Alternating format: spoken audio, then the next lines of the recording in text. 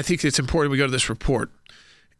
More than ever, you can't shy away from utilizing your capabilities of freedom of speech, because I can understand why you think, you know what, I used to talk about all this, I'd put it online, and then it seemed like no one was getting it because it would get shadow banned, or it would get you in trouble, maybe even get your account suspended. Or all you had was But there has been response. a significant shift by the largest social media platform owner, company in the world, which is Meta, which of course is Facebook and Instagram.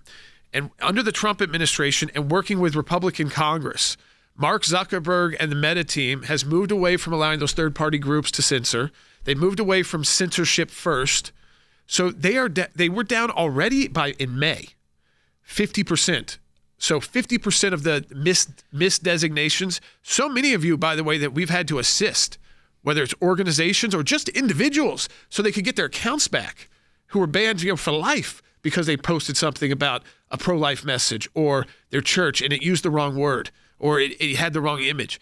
And it was down 50% in May. And I'm really excited to report, because this is because of work that conservatives have done to reach out to those tech communities, not just the Elon Musk of the world, but to the Mark Zuckerbergs of the world, to say, listen, stop letting them threaten your protections under Section 230. We're the free market guys, right? We understand why you need that immunity from prosecution if you don't catch every bad thing that gets posted right away, because we want this technology to develop because it can do more good than bad. Yeah, when there's billions of people, it's very difficult. On the left, they started realizing, wait, they're threatening us with this. They're putting censorship boards together, so we have to do it, or else they're gonna take down our business.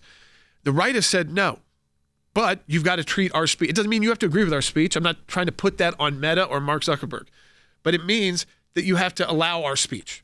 And it's now, I am excited to report, their mischaracterization, their mis-censorship, because they're not letting bots do it. They're doing it on their own. Down 90%. 90%. It's a win. Think about how that is, almost 100%. I mean, so they've gone from 50 to 90%. Again, not shipping it out to what were basically Soros-funded organizations and the left that were heavily censoring the right.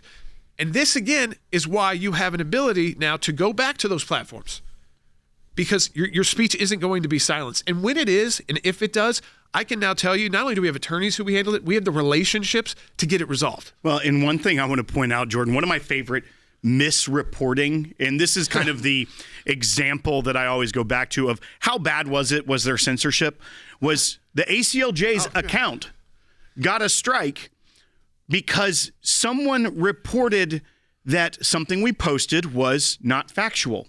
The post was what our attorneys argued in court. Yep.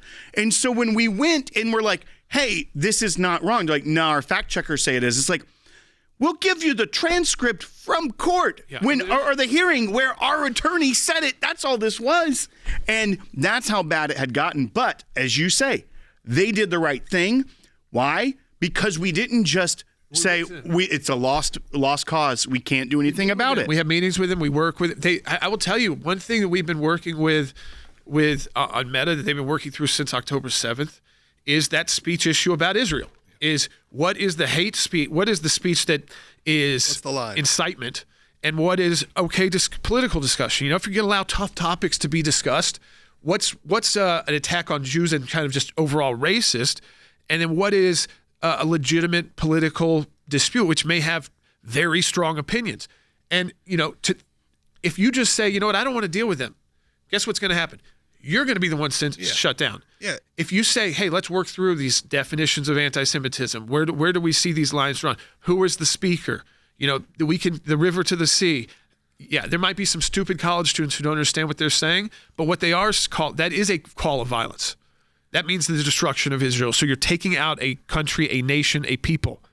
You know, to do that, it usually requires killing. Well, it's also that the times, they are changing, if you will. People, they noticed that a lot of people were leaving. A lot of things were happening across all platforms, by the way, not just Meta. And the left was threatening to take away their protections. And they were getting threatened by the Democrats, by the Biden administration. So there's a lot of Remember how they kind of started moving away from the business almost? Yeah. Facebook changed the name to Meta, and it kind of was like become a place for your grandparents to see pictures and older people.